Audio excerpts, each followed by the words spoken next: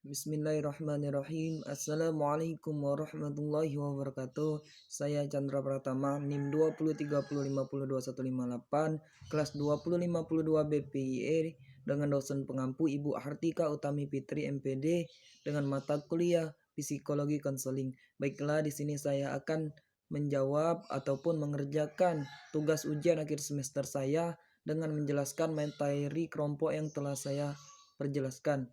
Baiklah teman-teman, materi ini mengenai pengantar bimbingan konseling Islam. Apa itu bimbingan konseling Islam?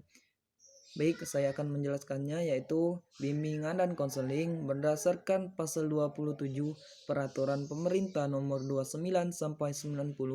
Bimbingan merupakan bantuan yang diberikan kepada siswa dalam rangka upaya menemukan pribadi, mengenal lingkungan, dan merencanakan masa depannya. Menurut Rahman Natawijaya, bimbingan dapat diartikan sebagai suatu proses pemberian bantuan kepada individu yang dilakukan secara berkesinambungan supaya individu tersebut dapat memahami dirinya sendiri, sehingga dia sanggup mengarahkan dirinya yang dapat bertindak secara wajar sesuai dengan tuntunan dan keadaan lingkungan sekolah, keluarga, dan masyarakat dan kehidupan pada umumnya.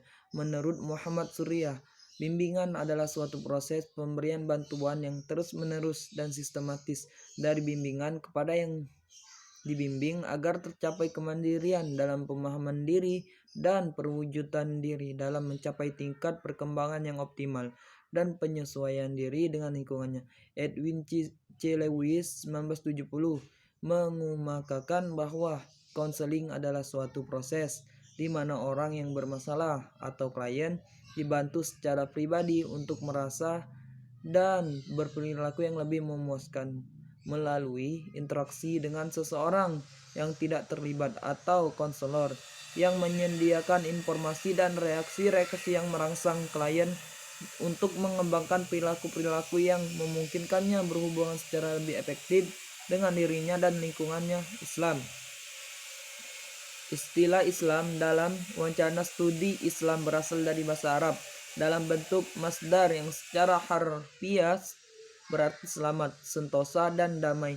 Dari kata kerja salimah diubah menjadi bentuk aslamah yang berarti berserah diri. Dengan demikian, arti pokok Islam secara kebahasaan adalah ketundukan, keselamatan, dan kedamaian.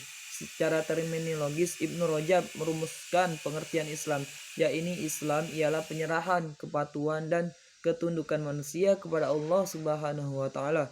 Hal tersebut diwujudkan dalam bentuk perbuatan. Di samping itu, Syekh Muhammad bin Muhammad Al-Maliki Al-Asawi mendefinisikan Islam dengan rumusan Islam, yaitu aturan ilahi yang dapat membawa manusia yang berakal sehat menuju kemaslahatan atau kebahagiaan hidupnya di dunia dan akhirat. Pendapat lain menyatakan bahwa Islam adalah agama yang dibawa oleh para utusan Allah dan disempurnakan oleh Rasulullah Shallallahu Alaihi Wasallam yang memiliki sumber pokok Al-Quran dan Sunnah Rasulullah Shallallahu Alaihi Wasallam sebagai petunjuk umat Islam sepanjang masa.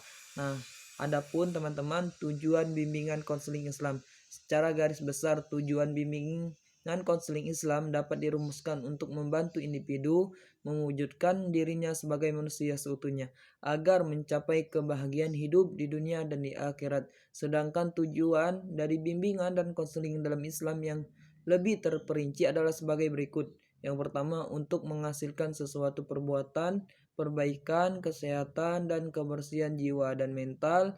Jiwa menjadi tenang, jinak, dan damai, bersikap lapang dada, dan mendapatkan pencerahan taufik dan hidayah Tuhannya. Yang kedua, untuk menghasilkan sesuatu perubahan, perbaikan, dan kesopanan tingkah laku yang dapat memberikan manfaat baik pada diri sendiri, lingkungan keluarga, lingkungan kerja, maupun lingkungan sosial dan alam sekitarnya, untuk menghasilkan kecerdasan rasa emosi